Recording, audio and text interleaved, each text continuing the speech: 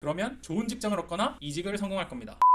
안녕하세요. 미국에서 살고 있는 미쿡 도둑놈입니다. 요즘 취업하기 힘드시죠? 해외에서도 지금 코로나 여파로 꽤 높은 실업률을 보이고 있고 우리나라는 코로나 이전에도 취업이 힘들었고 지금은 더 힘들죠. 하지만 이 시국에도 좋은 회사에 취직이 되시는 분들이 있기 마련입니다. 그리고 지금 제 지인도 그렇고 어떤 사람들은 한국에서 미국으로 취업이 돼서 오시는 경우도 있고 미국뿐만 아니라 해외에 취직이 돼서 잘 정착해서 사시는 분들도 많습니다. 하지만 이런 분들은 도대체 뭐가 다를까요? 어떻게 취업을 하신 걸까요? 진짜 이 주제로 할 말이 너무 많은데 오늘은 제 생각에 한국 분들이 오해하실 수 있는 몇 가지만 말씀드리도록 하겠습니다. 제 이야기를 끝까지 들으시면 어느 나라든 간에 취업을 할 수 있는 전략을 짤 수 있는 분석력이 생기실 수도 있습니다. 헛소리 하지마 임마. 우선 저는 사람들이 시스템, 문화를 이해를 못하고 그리고 태도 혹은 사고방식이 잘 안 맞아서 취업에 실패하시는 경우가 있다고 생각을 합니다. 첫 번째로 직업을 구하는 루트를 잘 이해를 못하시는 분들이 있어요. 미국에서는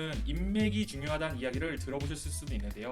네, 뭐라고요? 인맥이 중요한지는 알겠는데 미국에서 잘 나가는 가족도 없고 미국에서 좋은 대학을 나오지 않아서 인맥이 없다고요? 물론 그럴 수 있어요. 하지만 인맥은 자신의 노력을 통해서 만들 수 있는 방법이 정말로 많습니다. 인맥을 만들어서 어떻게 직업을 구하게 되는지에 대해서는 다음에 아주 자세히 다루도록 하겠습니다. 제가 오늘 이야기하고 싶은 것은 인맥으로 직업을 구할 때 어떻게 작용을 하는 것과 얼마나 인맥이 중요하다는 건데요. 통계 사이트와 자료에 따라 조금 다르긴 하지만 보수적으로 잡아도 무려 70% 이상이 인맥을 통해서 직업을 구한다고 합니다. 그러니까 인맥은 엄청나게 중요한 거예요. 제가 본 우리나라 유학생 그리고 한국에서 미국으로 취업을 할 때 레저메나 커버레터만 만들어서 그냥 뿌리기만 해요. 그거 기업에서 보지도 않습니다. 제가 대학원 시절에 대학원 프로그램을 통해서 정말 많은 기업들을 방문을 했었습니다. 그때 인사과 사람이 저한테 그러더라고요. 안타깝게 지원하는 모든 사람의 지원서를 다 볼 수 없다는 겁니다. 제가 한 기업이 굉장히 글로벌적으로 대기업이었는데 정확히 기억은 안 나는데 하루에 5,000명 이상이 전 세계에서 지원을 한다고 합니다. 물론 과장일 수도 있고 정확한 숫자가 생각이 나진 않습니다만 제가 하고 싶은 말은 인사과가 지원서를 절대 다 볼 수 없는 환경에 처했다는 겁니다. 인사과가 지원서만 보는 거는 아니잖아요. 다른 일도 있잖아요. 따라서 처음 관문은 인사과나 그 뽑으려고 하는 부서의 담당자에게 자신의 지원서를 보게 만드는 겁니다. 이때 인맥을 사용하는 겁니다. 최소한 자신의 지원서를 보게 만드는 것이죠. 이걸 referral이라고 하는데요. 심지어 저는 제가 잘 모르는 사람이 저를 refer 해준 적도 있습니다. 추천이라고 생각하시면 될 것 같습니다만 완전히 똑같은 건 아닙니다. 따라서 인맥은 정말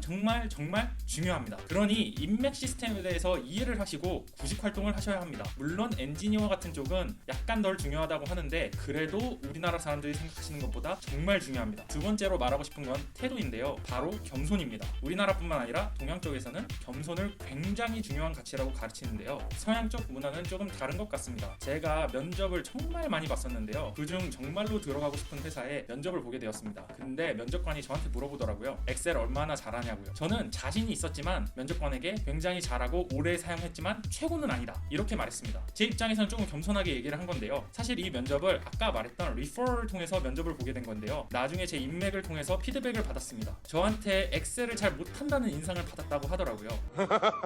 그 이후로 제가 잘 할 수 있는 건 굉장히 잘 할 수 있다고 면접을 받고 설령 제가 잘 모르는 것도 빨리 배울 수 있다고 하면서 면접을 받습니다. 그랬더니 확실히 면접 성과가 좀 좋더라고요. 그리고 세 번째로 말하고 싶은 것이 실력과 경험입니다. 우선 제가 본 제일 취업을 못하는 친구의 타입은 대학교에서 공부만 한 친구였습니다. 이건 유학생이든 미국 학생이든 똑같았어요. 물론 대학원이나 박사 과정을 가는 건 예외로 치고요. 이런 학생들의 특징은 레저메에 쓸 게 없다는 겁니다. 보통 제가 본 친구들의 레저메에 경험에 대해서 쓸 때 3-4가지는 되었습니다. 근데 아까 말했던 공부만 하시는 분들은 한 가지도 없어요. 제가 전에 영어 공부도 그렇고 취업 관련에 대해서도 정말 이야기를 하고 싶은 게 도서관 그리고 책상 위에서 영어 실력이나 취업 관련된 실력이 느는 게 아니라는 겁니다. 바깥에 나가서 하셔야 됩니다. 그리고 정말 실력이 없는 친구들이 좀 있습니다. 제가 부동산 투자 관련된 일을 한 적이 있었는데요. 한 친구가 저한테 연락을 해서 이것저것을 물어본 적이 있는데요. 부동산 쪽으로 취업을 하고 싶다고 하더라고요. 그래서 부동산에 대해서 이런저런 이야기를 하다가 캡 레이트에 대해서 이야기를 하는데 저한테 캡 레이트이 뭐냐고 하더라고요. 부동산 투자에서 캡 레이트를 모른다는 것은 투자를 하는데 이자율을 모르는 것과 비슷한 겁니다. 자기가 일을 하고 싶은 분야에 대해서는 최소한의 실력과 지식이 있어야 합니다. 대학원 이후 첫 직장을 얻었을 때 저는 면접에서 한두 시간 정도 시험을 봤었는데요. 케이스를 받고 분석과 프레젠테이션을 면접관들 앞에서 해야 했고 결국 이 직장에서 오퍼를 받고 들어갔습니다. 근데 저한테 그러더라고요. You killed the test. 그래서 저를 뽑았다고 말이죠. 이렇게 최소한의 실력은 있어야 합니다. 뭐 경험도 그렇지만 말이죠. 뭐라고요? 경험도 없고 실력도 없고 어떻게 해야 하는지 모르겠다고요? 어떻게 준비하고 실행하고 그리고 경험이 없어도 어떻게 해야 하는지에 대해서는 차차 영상을 제작해 보도록 하겠습니다. 취업에 대해서 정말 할 이야기가 많은데 오늘은 갑자기 생각난 세 가지에 대해서만 이야기를 해봤고 계속 취업에 대해서 재밌는 이야기를 해볼 테니 구독, 좋아요 좀 눌러주세요. 그러면 좋은 직장을 얻거나 이직을 성공할 겁니다. 끝까지 영상을 봐주셔서 정말로 감사합니다.